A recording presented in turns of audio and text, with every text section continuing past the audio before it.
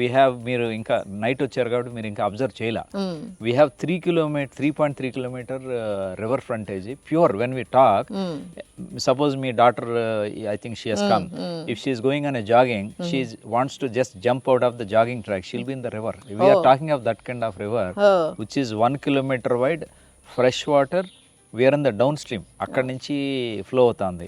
So ఆ water plus inside 1.7 kilometer canal plus 22 kilometers within the layout, ఈ water అనేది definitely it will have that high impact. So we're insulated for generations అని feel అవ్వచ్చా? అవ్వచ్చండి, తప్పకుండా అవ్వచ్చు. మీరు ఎన్విరాన్మెంటలిస్ట్ కాబట్టి ఆ ఫారెస్ట్ అయితే ఒప్పుకోరు, డీఫారెస్టేషన్ అయితే అసలు చేయడానికే లేదు, చేయకూడదు. 32,000 ఎకరాలంటే మేమేం చెప్తున్నాము, నెక్స్ట్ 10 years అంటే జనం ఎట్లా అంటే, పబ్లిక్ ఎట్లా అంటే ఎవడు చూడొచ్చాడు రేపు ఏమన్నా పొలిటీషియన్ ఒప్పుకుంటే దాన్ని తినేస్తారంటారు. అది జరిగే క్వశ్చనే కాదు. లేదండి, ఇప్పుడు మీరు చూస్తున్నారు కరెంట్ సినారియాలో హైదరాబాద్లో కూడా HCO క్యాంపస్లో జరుగుతుంది, కానీ దాన్ని ఒప్పుకోవట్లేదు ఎవ్రీ పీపుల్ నవ్వడేస్ అన్నీ అబ్జర్వ్ చేస్తున్నారు. అది హైదరాబాద్ కాబట్టి దాని మీద ఫోకస్ ఉంటుంది, ఎందుకంటే రిక్వైర్మెంట్. ఇక్కడ 33,000 ఎకరాలు ఇక్కడ రావాలని ఎవరు కోరుకోరు, కానీ ఏదైనా ఇండస్ట్రీ కానీ ఏదైనా ఇచ్చినా కానీ ఒప్పుకోదండి government. It is not allowing. Day by day మనకి రూల్స్ అన్నీ చాలా స్ట్రింజెంట్గా ఉన్నాయి. ఇప్పుడు NGT ఒకటి ఉంది. సో ఎవరైనా కనుక పిటిషన్ వేస్తే, ఇప్పుడు మీరే ఉన్నారు, మీరే దానికి సంరక్షకులు అనుకోవాలి దీన్ని. క్యాప్షన్ కూడా ప్రాజెక్ట్ ఇది, అంటే సారీ ఏదో నేను నా ప్రాజెక్ట్ ప్రమోట్ చేస్తున్నట్టు ఫీల్ అవ్వదు మీరు.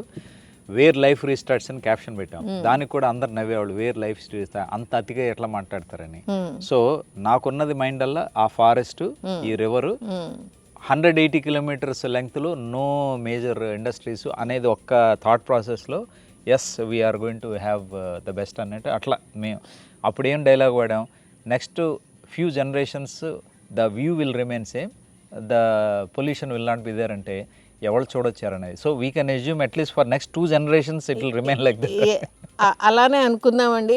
ఇంకో క్వశ్చన్ అయితే, డౌన్ స్ట్రీమ్లో అమరావతి రాబోతుంది, అండ్ అమరావతిలో అఫ్ కోర్స్ నాకున్న నాలెడ్జ్ ప్రకారం నేను గ్యాదర్ చేసింది, knowledge industries will come, knowledge driven economy, financial driven economy వస్తుంది. బట్ అజ్యూమ్ దట్ చుట్టుపక్కల అవుటర్ రింగ్ రోడ్ రాబోతుంది 190 kilometers, it's going to beat Hyderabad eventually. 4 ఏళ్లలో కంప్లీట్ చేయబోతున్నారు. వన్స్ రింగ్ రోడ్ వస్తే you will have cold storages, factories, anything can come. అది downstream which is say 40 kilometers to 50 kilometers away. అది ఏమన్నా రివర్స్లో మాకేమన్నా impact ఉంటుంది? అవ్వదండి, ఎప్పుడైనా సరే వాటర్తో కిందకే వెళ్తుంది కానీ పైకి రాదు. వస్తే ఏదైనా ఎయిర్ ద్వారా రావాలి కానీ 10 kilometers బియాండ్ మనకి అంత ఎఫెక్ట్ ఉండదు. అంత ఎఫెక్ట్ ఉండదు. అందులో అక్కడ వచ్చే కోల్డ్ స్టోరేజెస్, ఇన్ఫ్రాస్ట్రక్చర్ ప్రాజెక్ట్స్ కానీ ఇట్లాంటివే వస్తాయి కాబట్టి ఎక్కువగా మనకి రెడ్ కేటగిరీ ఇండస్ట్రీస్ రాకపోవచ్చు. రానప్పుడు మనకి ప్రాబ్లం ఉండదు అసలు. ఓకే. సో నా ఇందాక మీకు చెప్పినట్టు pollution specific questions if I have to ask, అర్బన్లో మనం వర్సనింగ్ క్లైమేట్ దెన్ స్టాండర్డ్స్ అనుకుంటాం కదా, what is the lowest and what is the highest అనేది ఏమన్నా ఊరికే ఒక బెంచ్ మార్క్ లాగా అనుకోవచ్చా? ఇంత ఉంటే సేఫ్ టు లివ్, ఇంతకంటే ఎక్కువ అయితే it's danger zone, we should not even go and live అనేది ఏమన్నా ఒక రఫ్ కట్? అదే ఇందాక చెప్పినట్టు మీకు ఎక్కువగా PM 2.5 PM 10 కాకుండా మనకి సాక్స్ నాక్స్ అనేవి ఉంటాయి.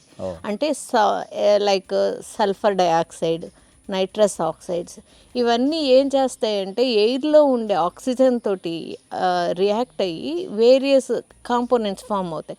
దానికి ఒక రీజను మనకి ఓజోన్ లేయర్ డిప్లీషన్ కూడా ఉంది. ఇప్పుడు మనకి ఏసీస్ నుండి ఇంకా ఫ్రియాన్స్ అని ఇట్లాంటి కూడా కెమికల్స్ కూడా వస్తాయండి.